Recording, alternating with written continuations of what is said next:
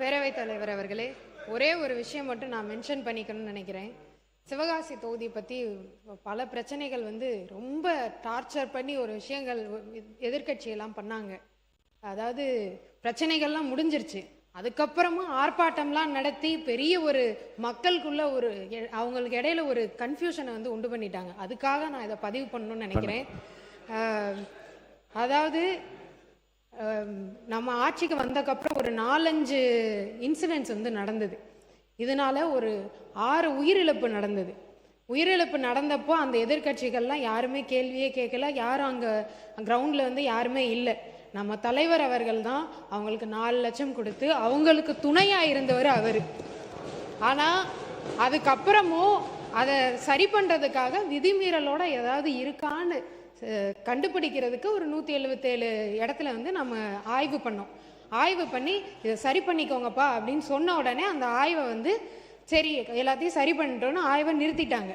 அதுக்கப்புறமும் இவங்க ஆர்ப்பாட்டம், கண்டன ஆர்ப்பாட்டம் அதெல்லாம் ரிலீஸ் பண்ணியாச்சு. ரிலீஸ் பண்ணி எல்லாரும் மக்கள்லாம் வேலைக்கு போக ஆரம்பிச்சிட்டாங்க. அதுக்கப்புறமும் போய் கண்டன ஆர்ப்பாட்டம்லாம் பண்ணி மக்களுக்கு இடையில ஒரு கன்ஃபியூஷனை உண்டு பண்ணி வச்சிருக்காங்க. அதனால சிவகாசி மக்களுக்கு நான் சொல்லிக்கிறது தான், எல்லாமே நல்லபடியாக திறந்து நீங்கள் எல்லாரும் சந்தோஷமா வேலைக்கு போய்கிட்டு இருக்கீங்க. அதை நான் பதிவு பண்ணுறதுக்காக நான் இங்கே 2026-27 ஆண்டுக்கான மானிய கோரிக்கை மீது விவாதம் வாக்கெடுப்போம்.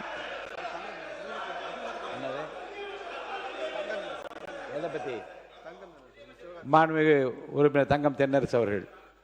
மாண்புமிகு பேரவைத் தலைவர் அவர்களே, மாண்புமிகு தொழில்துறை அமைச்சர் அவர்கள் ஏதோ சிவகாசியில் இருக்கக்கூடிய பட்டாசு தொழிலில் ஈடுபட்டுக்கூடியவர்களாம் அப்படி சந்தோஷ கடலில் மிதந்து கொண்டிருப்பதை போல ஒரு மாய பிம்பத்தை இங்கே உருவாக்குவதற்கு முயற்சிக்கிறார்கள். உள்ளபடியே இங்கே இருக்கக்கூடிய நிலைமை, பட்டாசு தொழில் மிக கடுமையாக பாதிக்கப்பட்டிருக்கு. நான் அரசியல் காரணங்களுக்காக சொல்லவில்லை. நாங்களும் போராட்டம் பண்ணோம். எதிர்கட்சியில் இருக்கவங்க மக்கள் பிரச்சனைகளுக்காக போராடுவது என்பது ஜனநாயகத்திலே எங்களுக்கு இருக்கக்கூடிய உரிமை.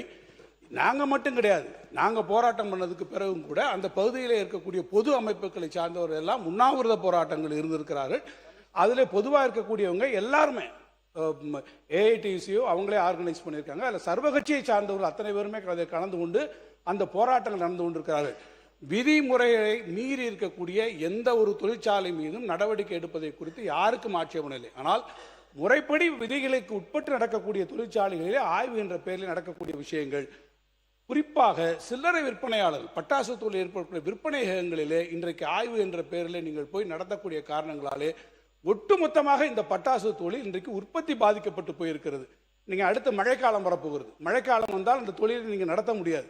தீபாவளி நெருங்கி கொண்டிருக்கிறது. இப்போதே அவர்கள் இருக்கக்கூடிய வாய்ப்பிலே இந்த உற்பத்தியை அவர்கள் செய்தால்தான் தீபாவளிக்கு அவர்களாலே பொருள்களை கொடுக்க முடியும். ஆனால் இந்த சூழ்நிலையில் அங்கே அது நடைபெறவில்லை என்பதைத்தான் நான் அரசிற்கு கவனமாக கொண்டு வந்தேனே தவிர, இது இந்த தொழிலை ஈடுபட்டு கொண்டிருக்கக்கூடிய லட்சக்கணக்கான பட்டாசு தொழிலை நம்பி இருக்கக்கூடிய தொழிலாளருடைய வாழ்வாதார பிரச்சனை என்ற காரணத்திற்காகத்தான் எதிர்கட்சிகள் இதற்கான அனைத்து ஜனநாயக வழியிலும் சட்டமன்றத்திலும் மக்கள் மன்றத்திலும் எடுத்து வைக்கிறமே ஒழிய இதில் அரசியல் காரணங்கள் எதுவும் இல்லை என்பதை நான் தெளிவுபடுத்த விரும்புகிறேன். மாண்புமிகு தொழில்துறை அமைச்சர் அவர்கள்.